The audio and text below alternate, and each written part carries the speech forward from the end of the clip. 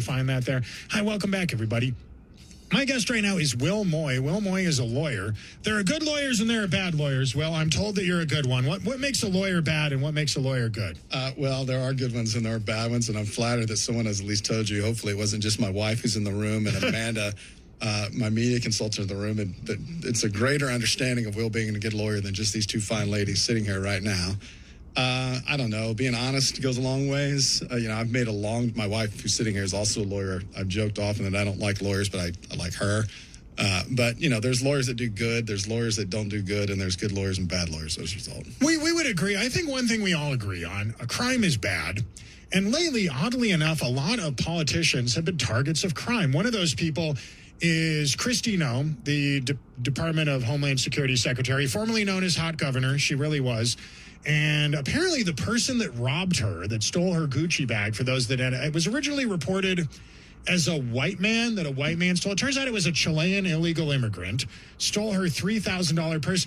I was just impressed that it wasn't former Joe Biden nuclear waste guru Sam Brinton. That's who I thought would have stolen it, but turns out that wasn't the case. It was this guy. And she's not the only one that was robbed recently. Adam Schiff is in the news today. Adam Schiff is apparently the target of a lot of controversy surrounding whether or not his preemptive pardon actually worked or had any legitimacy.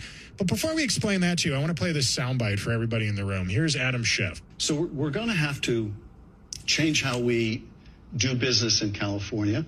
We're going to have to address people's legitimate concerns about crime. I was in South San Francisco 2 years ago after I had an experience in the city that all too many people had. When my luggage was stolen out of my car, they tell you don't ever leave your luggage in the car. I never do until the one time I did. And of course, it got stolen. And what was most memorable about the experience for me is I went to this Target in South San Francisco, 10 o'clock at night, and I'm getting the toiletries I'm going to need for my next 2 days in the city. I get to the cashier. You went there by yourself, not an assistant. I think I went there. Well, yes, I had somebody drop me off at the store. Sounds suspicious, but okay. So I don't mean to make that an issue.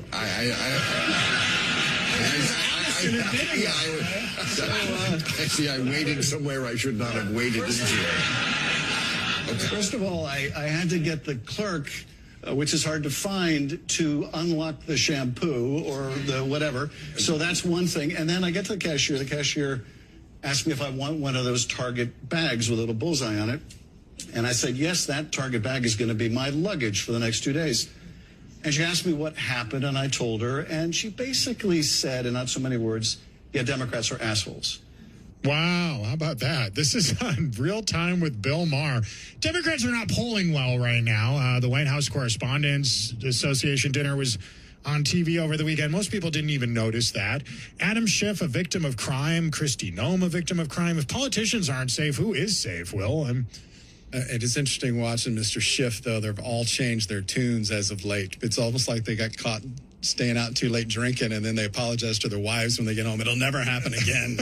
Because all of them now it'll never happen again. And this self-reflection last night at the Correspondents' Dinner was even more hilarious in that they just got bamboozled by Joe Biden's entourage and team, that they had no idea that he was not much of a functioning intellectual human for many, many months, if not years. But hey, they've all learned their lesson now in the spirit of good journalism. Well, I'm a right-wing morning show shock jock in Texas.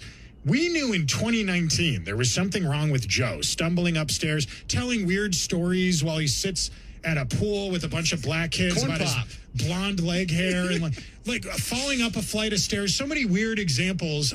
How is it that we knew? I'm not in contact with him. I don't spend time alone with this guy.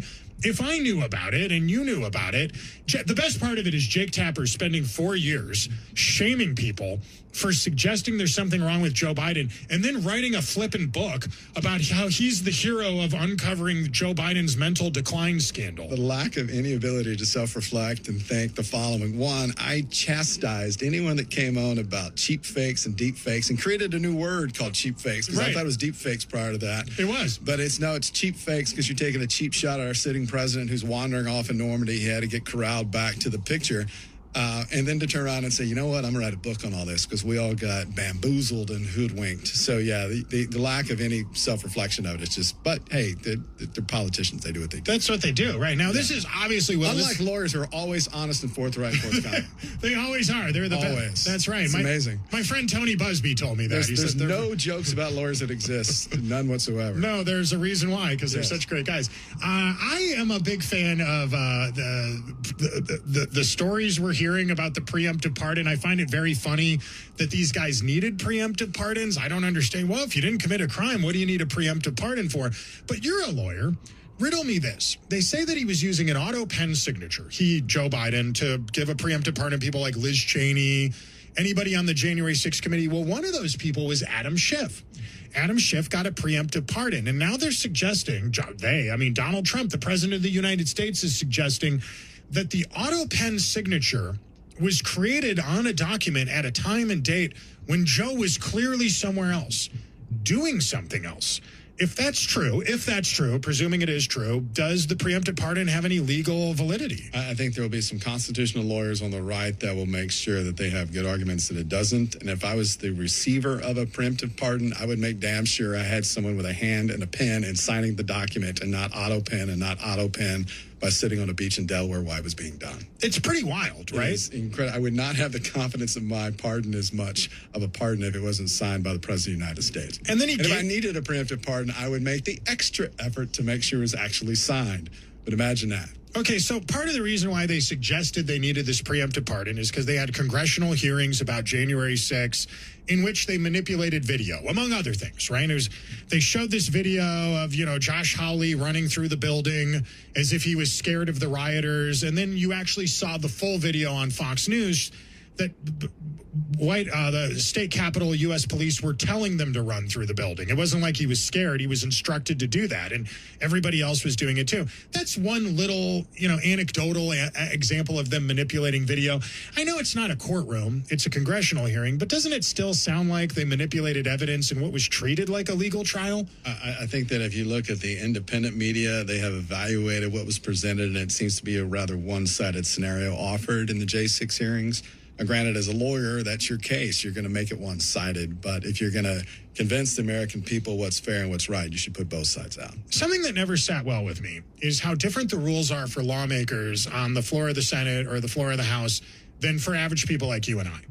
A famous example of this was Harry Reid, the late senator from Nevada, lying on the floor of the Senate about how Mitt Romney didn't pay his taxes back in 2012. And, of course, it wasn't true. Years later, he was asked about this by a journalist. And he said to the journalist, well, Barack Obama won the election, right? So my lie wasn't in vain. I accomplished what I set out to do. But he didn't get any trouble for that because there are laws that protect lawmakers when they lie on the floor of Congress. That wouldn't, if you and I lied during a congressional hearing, we would go to prison probably for a long time. I know it's not fair, obviously, but what is an average person supposed to make of that? Well, we make out of it. We're under oath. It matters to us. They're not under oath. We know that they can say whatever they're going to say. And we could all at some point just embrace a level of distrust that anything anybody says down there needs to be evaluated with your own evidentiary review. Right. I had to swear under oath when I gave presentation to the Senate. I will swear under oath again when I give presentation to the House, State House, for this tort reform issue. But yes, I am subject to the rules of perjury when I sign my name to that document. So you have to go to the Texas House and talk about SB 30. That's the next thing for you? Correct. And where is, you're obviously an attorney. How long have you been doing this for? I've been an attorney for 25 years. And where did you study at? I, like most kids from Bridge City, Texas, I went to undergraduate school at Marquette University in Milwaukee and went to law school in Newark, New Jersey at Seton Hall University. Theater schools from Bridge City, Texas. You seem like a smart guy. You seem well articulate. You seem like you understand what you're talking about here. But I do have a piece of evidence to the contrary that I have to submit to our audience right now to put everything into perspective here. Would you be willing to hold up that bottle that's sitting to the left of you in front of the camera so our listeners and viewers could see what you're drinking right now, Will? Well, if they're voting on whether or not it's going to be bourbon or rye or vodka, it's none of those. It is Diet Mountain Dew. But so Will, there you go. Will, who drinks Diet Mountain Dew? You're the guy that's been buying it this whole time? We go through cases. I am a savage. I'll drink room temperature Diet Mountain Dew, if you can imagine that. When I see Diet Mountain Dew on the shelf at the 7-Eleven, the Circle K, the Buc-ee's, I always wonder, who is buying Diet Mountain Dew? It's you. You want a sad story? Buc-ee's doesn't sell it anymore because they have an exclusive with a different distributor. So there's no Diet Mountain Dew at Buc-ee's. So while everyone in the state stops at Buc-ee's, I keep driving. How do you even know that? Yes. Well, sadly, you walk in and you ask where the Diet Mountain Dew is, you're given some bad news once you realize they no longer stock it. My guest right now, Will Moye. Will, if people want to look you up online, learn more about the work you're doing, learn more about SB30, where can they go do that? Two things. One, they go to my website, moyefirm.com, but more important, they need to go to their representative's website and ring the bell and have them express their concerns about the outcome of this measure. There are 217 people watching us live streaming right now. Tens of thousands of people listen to this radio show every week and download the podcast. And you sound like a smart guy. You get the subject. You are obviously on the right side of this argument. What happens when there's a class action lawsuit about all the people that get bladder cancer because of Diet Mountain Dew? What do we do, Will? Well, I'll be in the class, so I hope everybody gets handsomely warned. I won't be the lawyer because I'll be conflicted because I'll be part of the class. You can't. He's too biased on this one, Yes. folks. I'm Kenny Webster. Thank you so much for watching. To those of you watching us on social media, hit retweet, hit share, tell your buddies, hit like and subscribe. Have a great day, y'all. We'll be back bright and early tomorrow morning for more of what you bought a radio for.